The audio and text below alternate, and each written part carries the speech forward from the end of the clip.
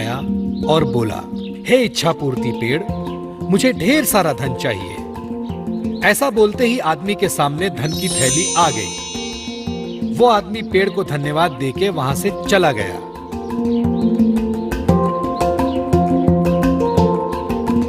इसी तरह कई लोग उस पेड़ को पानी डाल के अपनी इच्छा मांगने लगे और पेड़ उन सब की इच्छा पूरी करता रहा।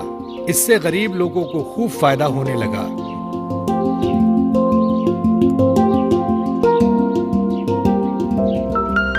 लेकिन कुछ सालों बाद इच्छा पूर्ति पेड़ बूढ़ा हो गया। उसकी शक्तियां भी खत्म हो गई। अब वो किसी की इच्छा पूरी करने के लायक नहीं रहा।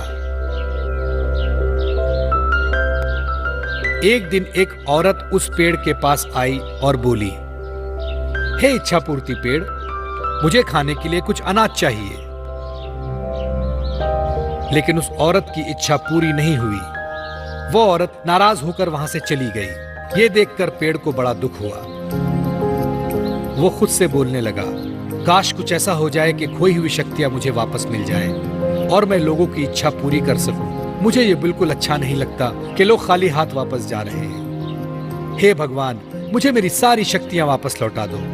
आपकी बहुत कृपा होगी, बहुत बहुत कृपा होगी। ऐसा बोलते ही इच्छा पूर्ति पेड़ भावुक हो गया और रोने लगा। तभी वहां भगवान प्रकट हुए और पेड़ से बोले, क्या हुआ पेड़, क्यों रो रहे हो? पेड़ ने बताया, भगवान, मेरी सारी शक्तियां अब खत्म हो गई हैं। मैं किसी की मदद नहीं कर सकता। कृपया मेरी मदद करें। इस पर भगवान बोले, एक उपाय है, थोड़ा कठिन है। यहां से दूर जंगल में एक जादुई कुआं है। अगर उस कुएं से पानी लाकर तुम्हें डालें तो तुम्हारी शक्तियां वापस आ सकती हैं। लेकिन वो पानी कौन लाएगा, ये तुम्हें सोचना है।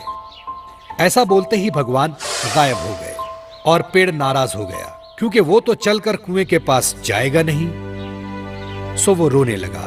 पेड़ की रोने की आवाज सुनकर वहां से गुजर रहा एक आदमी उसके पास आया।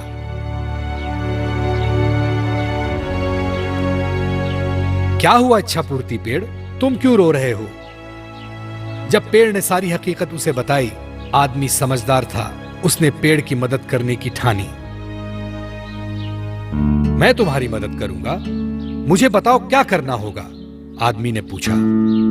इस पर पेड़ ने बताया कि जंगल में दूर एक जादुई कुआं है, वहां से पानी लाकर मुझे डालना है, फिर मेरी सारी शक्तियां वापस लौट आएंगी। ऐसा सुनते ही वो आदमी वहां से जंगल की ओर चला गया।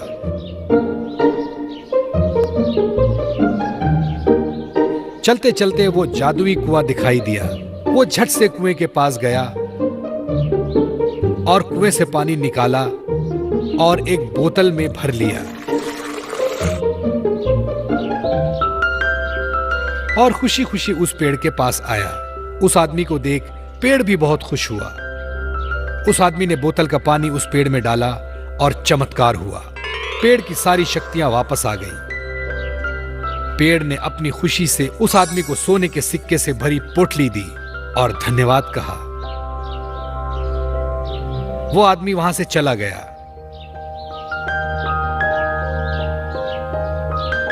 फिर दूसरे दिन वो औरत फिर से वहां आई। वो बहुत भूखी थी, उसे कुछ भी खाने को नहीं मिला था।